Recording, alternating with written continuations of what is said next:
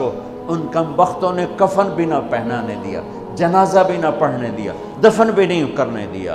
اگلے دن بنو اسد کے بارے میں پتہ چلا عمر بن سعد کو،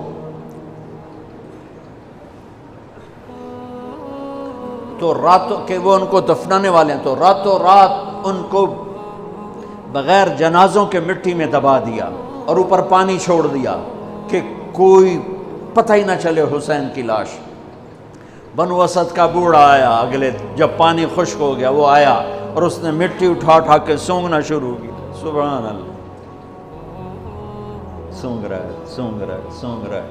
ایک جگہ کی مٹی اٹھا کے سونگا تو اس میں جنت کی خوشبو تھی، تو تڑپ کے بولا یہ میرے نبی کے نواسے کی قبر ہے، یہ میرے نبی کے نواسے کی مٹی ہے، کہ وہ جنت کے سردار تھے تو قبر بھی جنت کی خوشبو پھیلا رہی ہے اس کی۔ حالانکہ بن دیکھی بات ہے، کیونکہ انہوں نے راتوں رات ان کو دبا دیا کہ ان کا جنازہ بھی نہ ہو، لعنت ہو ان کی قبروں پر، ان کی ہڈیوں پر، ان کی روحوں پر، ان کی مٹی پر، ان کی خاک پر۔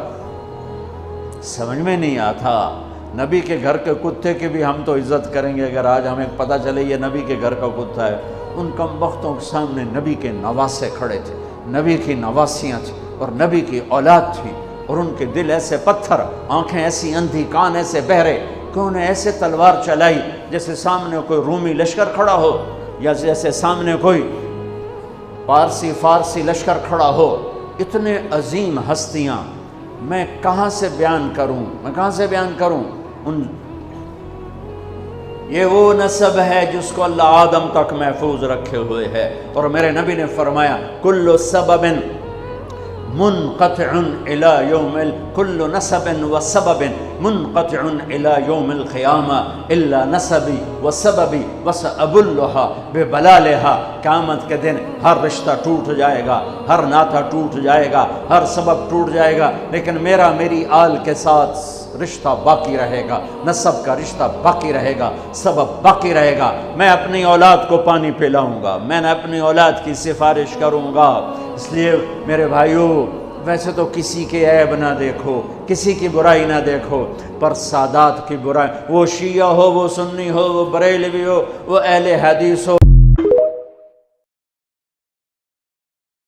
کہ ایک ایک جسم کے حصے کو نبی نے چوما ہو، آج وہی جسم تیروں سے چھلنی تھی اور زخموں سے چور تھا، آپ ایسے ایسے ڈول رہے تھے اور لڑ رہے تھے۔ تو شمر نے کہا آگے بڑھو اور اس کا سر اڑا دو، تو کوئی ہمت نہیں کر رہا تھا، تو شمر نے پھر ان کو گالیاں دی، تو زرع بن شریک تمیمی وہ آگے، اس نے آپ کے نیزہ مارا، یہاں نیزہ لگا، پار ہو گیا، تو آپ ایسے لڑکھڑاتے ہوئے گر پڑے۔ تو شمر نے کہا سر کاٹ دو، تو سنان بن ابی انس آگے بڑھا سر کاٹنے کے لیے، تو اس کے ہاتھ کانپنے لگے، پیچھے ہٹ گئے۔ تو خولہ بن یزید نے اس کو گالیاں نکالی اور آگے بڑھ کر خنجر نکالا اور سر کاٹ دیا۔ جس گردن کے بوسے میرے نبی نے دیے، اس کو یوں سینے سے لگایا تھا،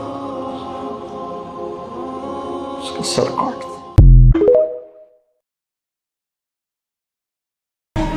نوح، ابراہیم، موسیٰ، عیسیٰ، محمد صلی اللہ علیہ الصلوات والتسلیمات۔ عیسیٰ علیہ السلام کہیں گے یا اللہ میں اپنی ماں مریم کا بھی سوال نہیں کرتا، اور میرا نبی کہے گا یا اللہ میری امت کو بشا دے۔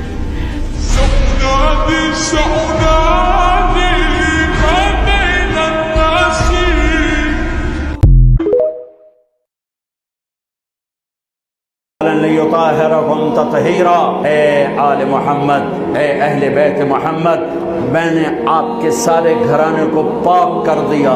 یہ کسی کے لیے آیت نہیں اتری۔ ابراہیم علیہ السلام دعا کر رہے ہیں، اللہ مجھے میرے بچوں کو بت پرستی سے بچانا، اور میرا اللہ اپنے حبیب کے گھر کو کہہ رہا ہے انما یرید اللہ لیذھب عنکم الرجس اہل البیت ویطہرکم تطہیرا۔ آپ کے رب نے آپ کے گھر کو کفر شرک سے پاک کر دیا، اور وہ कुफ्र शिरक से पाक नहीं किया, बल्कि आपने फरमाया सैयदा शबाब अहल जन्ना अल हसन वल हुसैन, हसन और हुसैन तो जन्नत के नौजवानों के सरदार हैं। सैयदतु निसाए अहल जन्ना फातिमा, मेरी बेटी फातिमा तो जन्नत की औरतों की सरदार है।